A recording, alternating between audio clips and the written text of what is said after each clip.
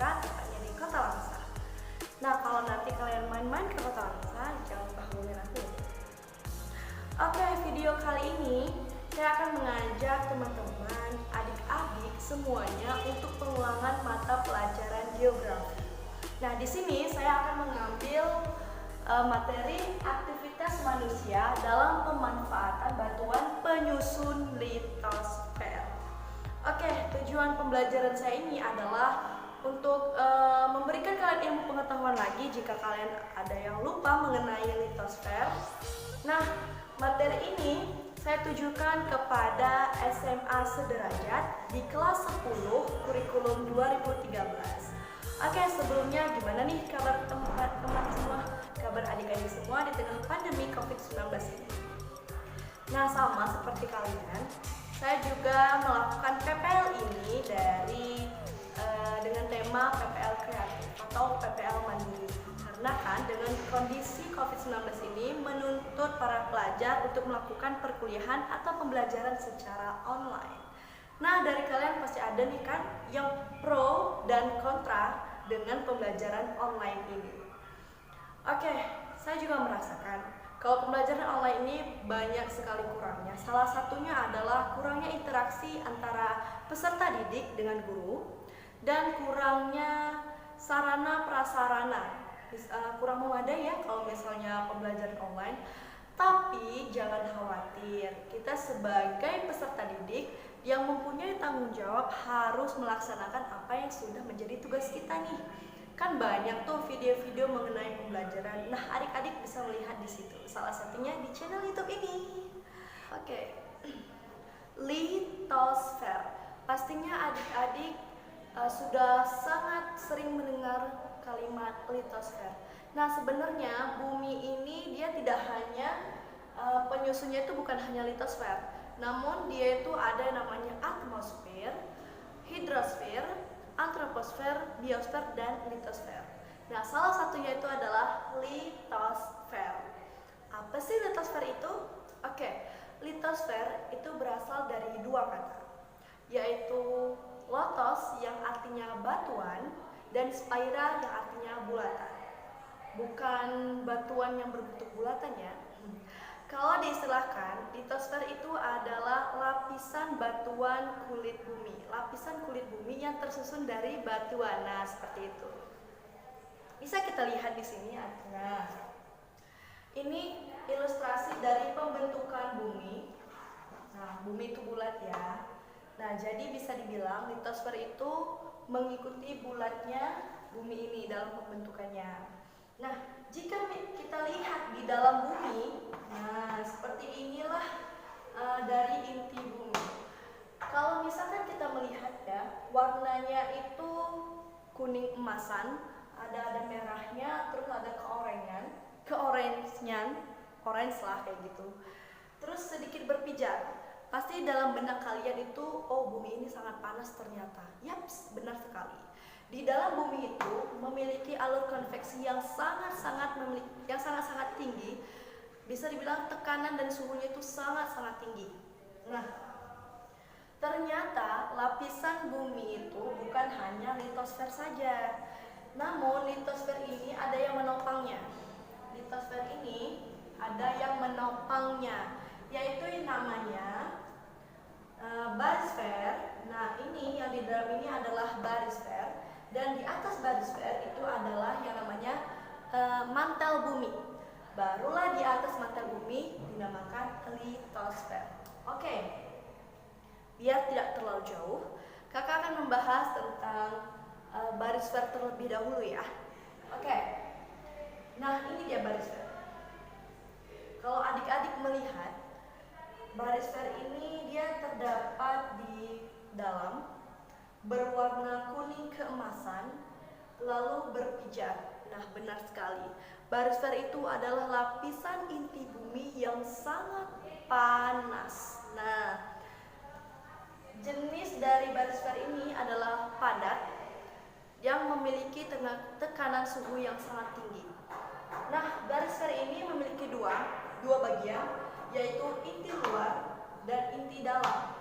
Nah, kalau inti luar ini dia memiliki 3.800 derajat Celcius bisa dibilang lebih rendah daripada yang inti dalam. Kalau inti dalam itu 4.900 derajat Celcius, sangat panas kan? Nah, sekilas dari barisfer. Oke, setelah barisfer ada yang namanya mantel bumi, biasa disebut juga lapisan perantara.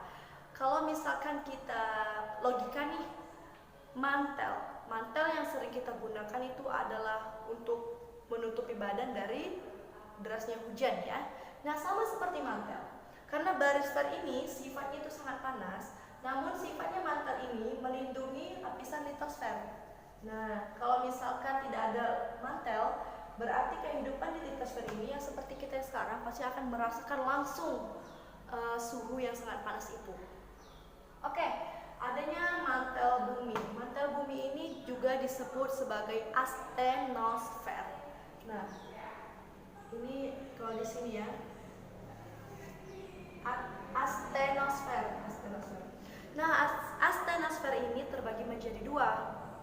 Adanya namanya itu selimut atas dan selimut bawah.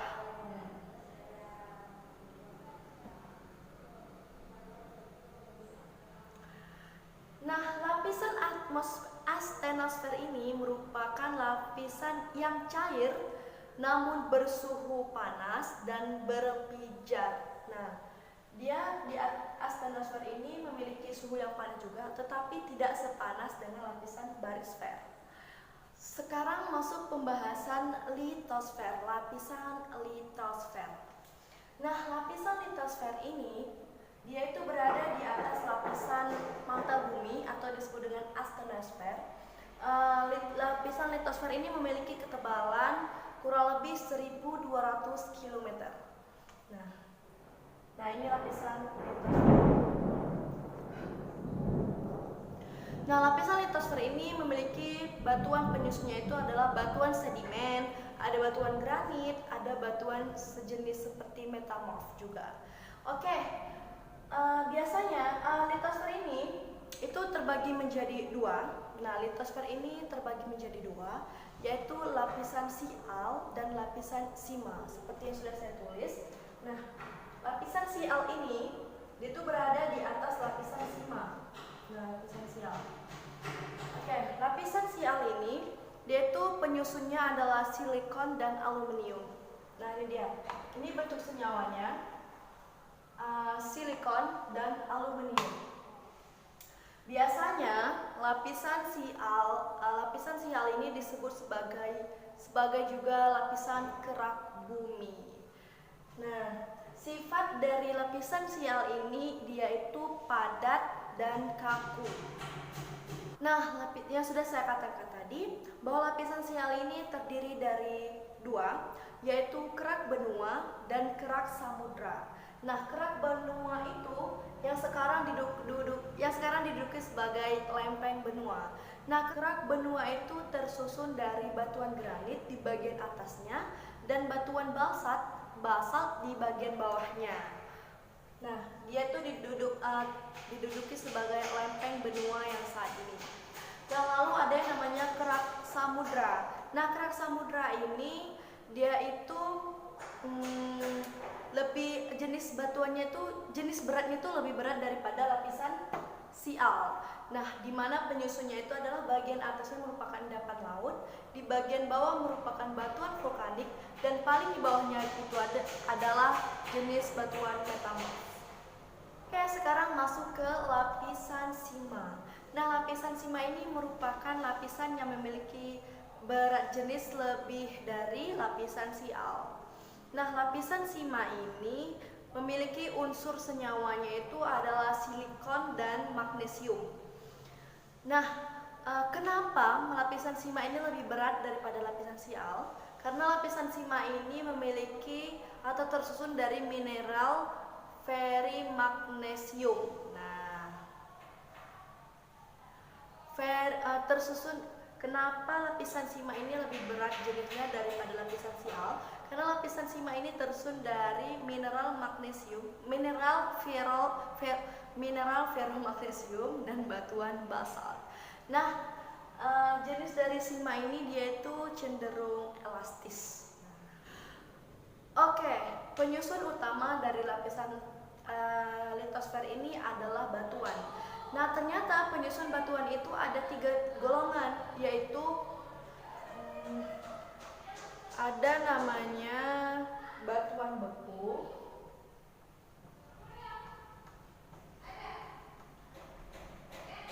batuan sedimen,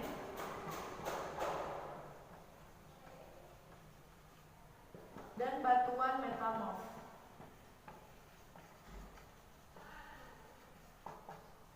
Dalam pembentukannya, ketiga ini memiliki cara pembentukan yang berbeda.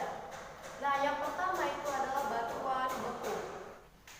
Batuan beku ini terbentuk dari pendinginan magma yang berpijar. Nah, jadi magma itu dia akan mendingin menjadi batuan beku.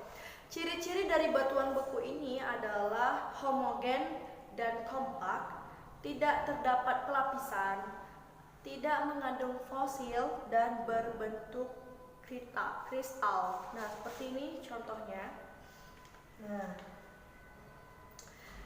Nah, yang ini adalah batuan beku dalam. Ini batuan granit, ini batuan fosfir, ini adalah batu apung. Batuan granit ini terbentuk di dalam inti bumi, di dalam magma itu. Granit fosfir di korok-korok gang jalannya magma, dan batu apung ini ada terbentuk di batuan beku luar, batu apung. Oke, selanjutnya batuan sedimen. Oke, ini kita hapus.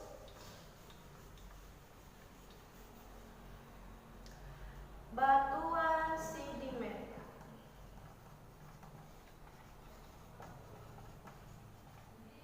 Nah, apa sih batuan sedimen itu? Batuan sedimen adalah batuan hasil dari sedimentasi atau endapan. Maksudnya adalah, kan tadi adanya batuan beku tuh. Batuan beku keluar di saat magma keluar gitu kan. Nah, lalu dalam pembentukan batuan sedimen ini ada proses pengangkatan dari batuan beku tersebut. Nah, batuan beku itu ada misalnya terbawa oleh angin. Nah, itulah lalu diendapkan dan berbentuklah sebuah batuan yang namanya batuan sedimen. Nah, ini berbeda dari batuan beku. Batuan sedimen ini sudah berubah. Nah, ini yang di batuan di glasial yang dibawa oleh es. Nah, seperti ini. Bisa juga ya batuannya itu terbentuk dari bahan-bahan organik, karena pas pengangkatannya itu nanti bahan organiknya itu juga mengumpul. Nah, ini salah satunya batuannya. Sekarang kita masuk ke batuan metamorf. Batuan metamorf.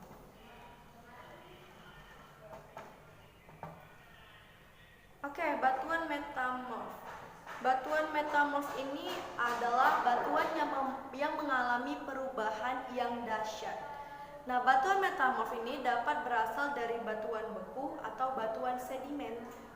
Nah, perubahan dari metamorf ini terjadi dari beberapa sebab, yaitu adanya suhu yang tinggi, adanya tekanan tinggi,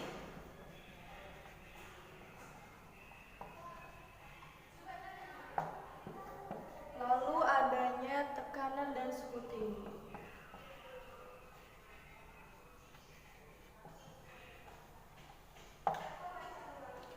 Oke. Nah, proses metamorf ini adalah kita ditinjau dari suhu yang tinggi. Suhu yang tinggi ini berasal dari magma akibat batuan itu berdekatan dengan dapur magma. Sehingga metamorfosis ini disebut metamorfosis kontak. Contohnya itu kayak marmer. Marmer itu dari batu kapur dan antrasit dari batu bara. Biasanya batu metamorf ini jika sudah terbentuk itu memiliki nilai yang sangat tinggi ya. Harganya itu salah satunya itu adalah contoh batu marmer.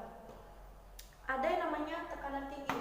Nah, metamorf perubahan dari tekanan tinggi itu berasal dari adanya endapan-endapan yang tebal sekali. Contohnya batu pasir dan batu pasir dari pasir. Adanya tekanan dan suhu tinggi. Tekanan dan suhu tinggi ini terjadi bila ada pelipatan atau pergeseran ketika pembentukan pegunungan. Nah, sehingga metamorfosis ini disebut metamorfosis dinamo. Contohnya itu batu asbak, sis, dan sel.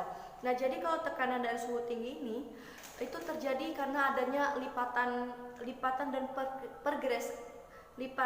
dan pergeseran ketika pembentukan pegunungan. Nah, perlu kalian ketahui bahwa litosfer ini ada yang namanya lempeng. Nah, lempeng itu nantinya akan bergerak. Kenapa bisa bergerak? Karena ada aktivitas magma. Yang saya katakan tadi bahwa magma itu kan cair dan panas.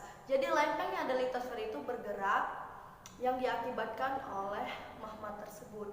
Nah, banyak sekali terjadi dari magma yang digerakkan oleh terjadi pergerakan lempeng yang disebabkan oleh magma. Itu salah satunya gempa bumi, adanya pembentukan gunung ataupun erupsi ataupun gunung meletus. Terus ada yang namanya nanti pergeseran magma pergeseran lipatan itu ada, maksudnya pergeseran patahan itu ada 3 nanti ya. Oke, sebenarnya pembentukan batuan beku, batuan sedimen, dan batuan metamorf itu dia pada sifatnya bersimulasi. Nah, seperti yang gambar saya tampilkan. Nah, tadi kan saya katakan bahwa batuan beku itu proses dari magma itu sendiri. Batuan beku terbentuk di dalam magma. Nah, bisa dilihat ini magma ya. Dari proses kristalisasi magma terbentuklah batuan beku. Nah, pada saat batuan beku itu sampai ke permukaan, nah di saat itu juga yang namanya seperti angin, air membawa batuan beku itu dan terjadilah proses sedimentasi. Misalkan ada batuan granit yang terbentuk dari batuan beku. Adanya angin atau air, dia akan terendap di suatu tempat, misalkan misal terbawa oleh air dan terendaplah dia di daerah sungai-sungai. Nah, seperti itu. Nah, lama-kelamaan dari batuan sedimen itu terjadilah yang namanya pemadatan dan sementasi. Lalu masuk ke dalam, terjadilah yang namanya terkuburlah seperti itu ya, terkubur dengan suhu dan tekanan yang tinggi. Nah, jadi sedimentasi itu kalau sudah terlama-lama dia akan prosesnya itu padat dan lama-lama akan masuk lagi ke dalam tanah dan terkubur dengan suhu dan tekanan tinggi. Kenapa dia memiliki suhu dan tekanan tinggi? Karena itulah tadi batuan metamorf itu kan perubahan dari batuan beku dan batuan sedimentasi. Barulah dinamakan batuan metamorf. Nah, pada saat itu dia akan kembali ke permukaan. Nah, makanya saya katakan tadi batuan metamorf itu harganya tuh sangat ternilai ya. Nah, seperti itu. Oke adik-adik, dalam pembahasan materi ini dengan aktivitas manusia dalam pemanfaatan batuan penyusutan litosfer, kakak rasa itu sudah cukup memadai ya untuk pertemuan pertama kita dari pengertian litosfer, apa saja bagian litosfer, batuan apa saja penyusun litosfer. Nah, intinya semua yang terjadi di muka bumi ini pasti ada sebabnya.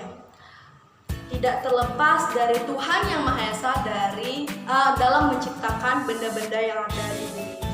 Nah, untuk adik-adik jangan lupa ya ajak teman-temannya untuk melihat video ini dan bisa mengulang pelajaran yang kalian lewatkan agar tidak terlupa. Nah, untuk itu kakak harap kalian selalu sehat walaupun dalam pandemi. Semoga minggu depan kita ketemu lagi. Bye bye. Assalamualaikum warahmatullahi wabarakatuh.